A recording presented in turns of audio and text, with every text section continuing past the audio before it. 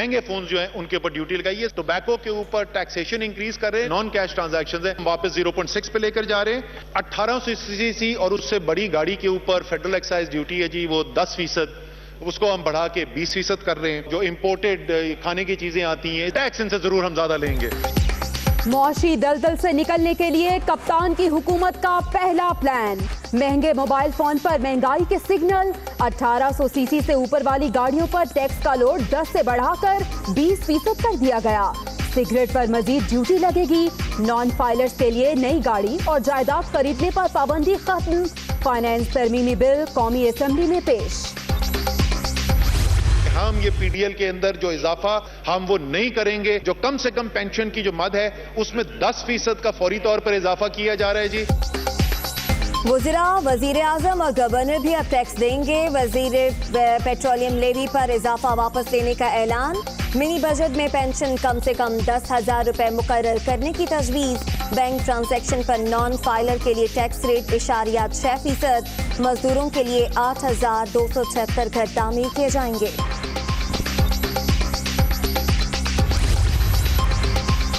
सालाना 12 लाख रुपए कमाने वालों पर इनकम टैक्स छूट बरकरार। 24 लाख आमदन पर भी पहले वाली शरह रहेगी।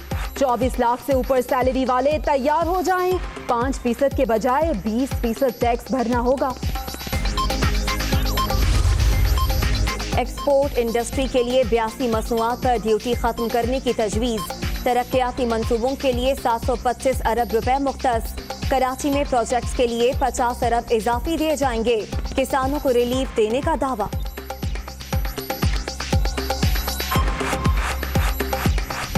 बैरूनी कर्जे वो 95 अरब डॉलर पे पहुंच गए। ये कर्जे लेने के बावजूद आज सूरत हाल ये है कि हमारे ज़र मुबादला के ज़खायर तेजी से गिर रहे हैं, खतरनाक हद तक कम हो चुके हैं और इस वक्त हमारे पास 2 माह के इंपोर्ट्स के बराबर भी ज़खायर बाकी नहीं बचे। मईशत ICU में है। बैरूनी कर्जे 95 अरब डॉलर तक पहुंच चुके। फौरी इकदाम ना किए गए तो सूरत हाल मजीद संगीन हो जाएगी।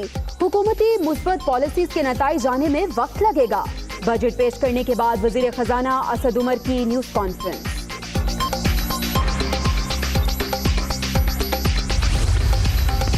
मुस्लिम लीग नून ने IMF इंस्पायर्ड बजट करार दे दिया। टैक्सेस देने वाला हार गया। साबिक वजीर खजाना मिफ्ता इस्माइल की दुनिया न्यूज से गुफ्तगू। असलियत तो पता चलेगी कि हुकूमत क्या होती है। गाड़ियां बेचने से और भैंसे बेचने से, किसी ने एनालिसिस किया है कि भैंसे बेचने की बजाय अगर इनका दूध बेचा जाए तो ज्यादा पैसे मिलेंगे। 4 साल में ये नैब का केस बन जाएगा अगर भैंसे सस्ती बेच दी तो। भैंसों के बजाय दूध बेचने का मशवरा। अब पता चलेगा हुकूमत होती क्या है। वजीर आला सिंध मुराद अली शाह का हुकूमत पर हल्के फुल्के अंदाज में तंज। एक बोलते थे कि हम महंगाई को ख़त्म करेंगे। उसके बाद महंगाई के ये हालात है कि गैस की कीमतों में डबल महंगाई करते हैं। हम 100 दिन के इंतज़ार में थे और ये 30 दिन में जो है ना ये मामला हम पे हो गया। तो हम आगे देखते हैं कि 100 दिनों में कितना टैक्स हम पे और भी लगाएंगे। गैस का कीमत एक तो ज़्यादा की है। ये कौन सा नया पाकिस्तान है? एक तो आगे इधर बलूचिस्तान में कोयटा में सर्दियाँ आ रही है, फिर ये गरीब आवाम कहाँ जाएगी? गैस बम फटने पर आवाम फट पड़े। नए पाकिस्तान का नारा लगाने वालों के पास सिर्फ खोखले दावे। असद उमर को माजी के ऐलानात याद नहीं रहे।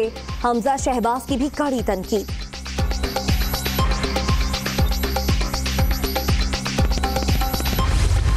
हमारे मोअज़्ज़िज़ मेंबरान जो अपोजिशन पे तशरीफ फरमा है उन्हें 2018 के इलेक्शन पर एतराज़ात थे और वो समझते थे कि उनकी शफाफियत उनकी नजर में वो नहीं थी जो होनी चाहिए थी कि हम शफाफियत के कायल हैं। तो हम किसी चीज को हम पोशीदा नहीं रखना चाहते। हम बिल्कुल लोगों के सामने, कौम के सामने सब कुछ रखने के लिए तैयार हैं। धांधली के इल्जामात, हुकूमत तहकीकात पर राजी। कौमी असेंबली में तहरीक मंजूर। मुल्क में शफाफ इलेक्शन सब जमातों की जरूरत है। पार्लिमानी कमीशन बनाने के कायल हैं। पार्लिमानी कमेटी बाख्तियार होगी। शाह महमूद कुरैशी की यकीन दहानी।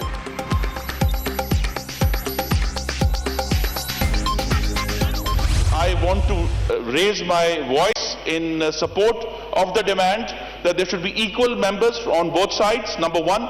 And number two, again, because of the issues of transparency and to ensure that this committee is convened regularly. मुत्तहदा अपोजिशन ने पार्लिमानी कमेटी की सरबराही मांग ली। बराबरी की बुनियाद पर नुमाइंदगी देने का भी मुतालबा। इंतखाबात की शफाफियत पर संगीन इल्जामात हैं। खुर्रम दस्तगीर का ऐवान में इजहार ख्याल।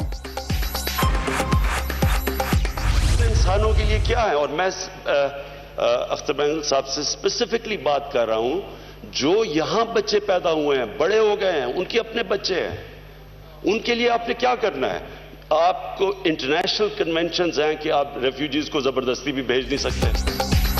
मुहाजिरीन को जबरदस्ती वापस नहीं भेजा जा सकता। जो बच्चे पाकिस्तान में पैदा होते हैं, शहरियत उनका हक है। ऐलान सिर्फ कराची से मुताल्लिक था।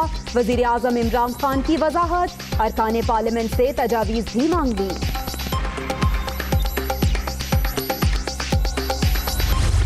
चंदा जमा करना भी बड़ा आसान इकदाम है, लोगों की पार्टिसिपेशन होगी। सबसे बढ़ के जो है कि जब बड़े लोग बात करेंगे पानी की स्केर्सिटी के मुतल्लिक, तो कौम को, अवाम को, आम आदमी को इस चीज का एहसास होगा। कौमी असम्बली में नए डैम्स की करारदाद मंजूर। ख्वाजा आसिफ ने चंदा जमा करना अहसन इकदाम करार दे दिया। मामले को सियासत की नजर न होने दिया जाए। ख्वाजा आसिफ का ऐवान में इजहार ख्याल। करप्ट अनासिर पर शिकंजा सख्त। मनी लॉन्ड्रिंग के इल्जाम में बरतानिया से 62 पाकिस्तानी शख्सियत की अहलिया समेत गिरफ्तारी और रिहाई। 80 लाख पाउंड जायदाद के जराए आमदन बताने में नाकाम। लंदन से इंसदादे मनी लॉन्ड्रिंग मुआहदे की तौसीक हो गई।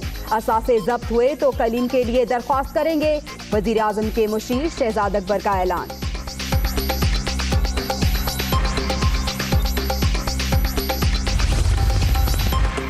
वजीर आजम सऊदी अरब और यूएई के 2 रोज़ा दौरे पर रवाना। उम्रे की अदायगी के बाद रोज़े रसूल सल्लल्लाहु अलैहि वसल्लम पर हाजिरी देंगे। सऊदी वली अहद मोहम्मद बिन सलमान से मुलाकात होगी। कल दुबई में पाक भारत मैच भी देखने का तो एक तो ये वजह उसकी बनी। दूसरे कि ये अगर सूरत हाल पैदा होती एक ऐसी सिचुएशन में, मईशत की सिचुएशन के अंदर जहाँ तकरीबन हालात नॉर्मल होते, तो शायद आप फिर भी कहते कि अच्छा ठीक है, मैं कुछ जल्दी में कोई इसमें ज़्यादा चेंजेस ना करूं। लेकिन वो आप सबको और आप में से कई लोगों को मुझसे बेहतर पता है कि मईशत की इस वक्त क्या सूरत हाल है, कितना एक सीवियर क्राइसिस खड़ा हो चुका है। वो इंटरनल भी है और वो एक्सटर्नल भी है। इंटरनल की तो मेरे ख्याल में इससे अच्छी कोई गमाजी नहीं हो सकती कि सारे बैंकिंग सिस्टम से पैसे लेने के बाद भी पैसे कम पड़ गए थे। तो 1200 अरब रुपए पिछले साल जो है वो स्टेट बैंक से कर्जा लिया हुकूमत ने, जिसको उर्फे आम में नोट छापना कहते हैं, मोनेटाइजेशन और डेफिसिट या नोट छापना कहते हैं। 1200 अरब रुपए कभी पाकिस्तान की तारीख में जो आज तक हाईएस्ट लेवल इससे पहले कभी हुआ था वो 600 अरब रुपए के करीब था, ये उससे तकरीबन दुगना था। सो वो तो इंटरनल सिचुएशन को आपको उधर से देख सकते हैं। एक्सटर्नल की क्या सूरत हाल है, उसकी जो बेस्ट चेक होता है जी वो तो स्टेट बैंक के जो रिजर्व्स हैं, और वो आप रिजर्व्स देख रहे हैं कि किस तेजी से गिरते चले जा रहे हैं। और जहां पर होल्ड भी हुए हैं उसमें भी एक बहुत बड़ी कंट्रीब्यूशन जो है वो शॉर्ट टर्म डेट है, स्वैप्स है। तो वो ये इस वक्त हमारे पास ये ऑप्शन नहीं कि हम इंतजार करें और हम देखें।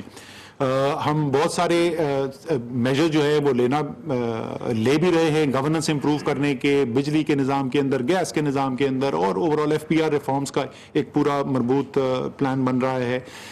लेकिन ये सब चीज़ों का इफेक्ट आने में टाइम लगेगा, और टाइम इस वक्त हमारे पास है नहीं। इस वक्त जो चीज़ जिसकी कमी है वो हमारे पास टाइम की है, इसलिए ये हमने फैसले किए। अच्छा, अब 2 चीज़ें थी जो, जैसे मैंने कहा कि चेंज तो नागुज़ीर थी। अब सब फैसला हुकूमत के पास ये आ जाता है कि वो चेंज जो है उसका बोझ बर्दाश्त किसने करना है, और अगर रिलीफ मिलनी है तो किसको मिलनी है। तो हमने जो मेजर्स सारे डाले हैं जी इस वक्त, वो अगर आप देखें उसको, वो तमाम या तो उन लोगों के ऊपर है। टैक्स मेजर्स अगर मैं देख लूँ तो 50% तो सिर्फ वहाँ पे है जहाँ पे कोई रेट चेंज नहीं है। वो टेक्नोलॉजी के बेहतर इस्तेमाल से और एडमिनिस्ट्रेटिव इन्फोर्समेंट करके, पॉलिटिकल विल प्रोवाइड करके हमने उनसे टैक्स लेना है जो इस वक्त टैक्स इवेड कर रहे हैं।